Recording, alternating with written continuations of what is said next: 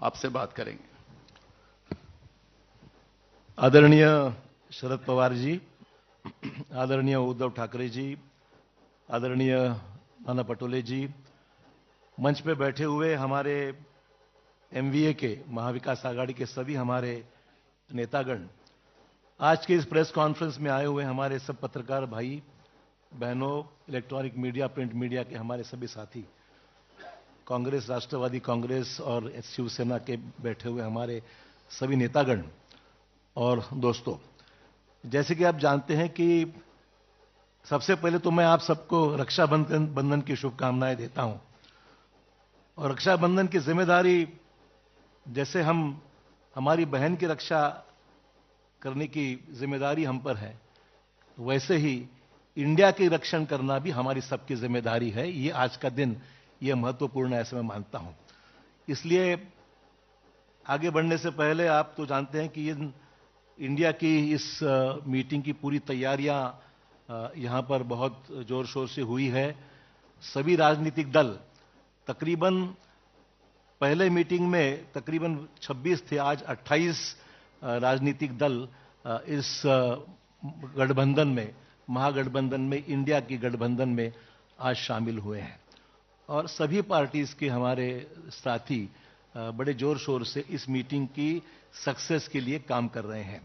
आपने देखा कि इससे पहले 2 मीटिंग्स हमारी संपन्न हुई और ये तीसरी मीटिंग हमारी होने जा रही है मुंबई में। तो हमारे सबके लिए गर्व की बात है, फख्र की बात है कि आज मुंबई की इस मीटिंग में सभी यहां पर मौजूद है।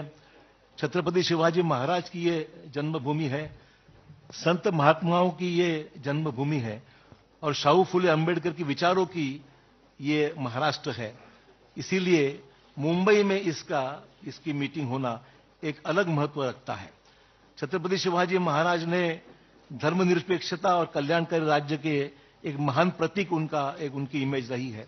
संत महात्माओं ने दिया हुआ मानवता और भाईचारे का संदेश हमेशा महाराष्ट्र हमने अपनाया है, उससे आगे हम बढ़े हैं। और इसीलिए शाहू फुले अंबेडकर की विचारधारा को लेकर इंडिया आगे बढ़ने का हमारा सबका उद्दिष्ट है, प्रयास है। और मुंबई खास करके जब महाराष्ट्र की बात हम करते हैं तो हमारी एक हिस्टोरिकल बैकग्राउंड है। स्वतंत्रता आंदोलन हो, सामाजिक परिवर्तन के आंदोलन हो, औद्योगिक कृषि क्रांतियां हो, तो महाराष्ट्र हर रेवोल्यूशन में महाराष्ट्र हमेशा आगे रहा है और महाराष्ट्र ने देश को लीड किया है। और राजनीतिक क्रांतियां भी जितनी हुई है वो मुंबई और महाराष्ट्र उसका एक केंद्र रह चुका है।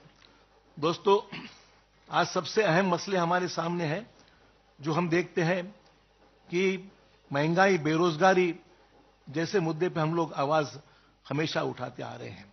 सभी राजनीतिक दल, आज आपने देखा कि अगर पिछला इतिहास हम देखेंगे तो 2019 की जो चुनाव हुए थे उसमें ये सभी महागठबंधन में जितनी हमारी साथी पार्टीज शामिल हुई है, सबने मिलकर 23 करोड़ 40 लाख वोट्स लोगों ने उनको दिए थे 2019 के चुनाव में।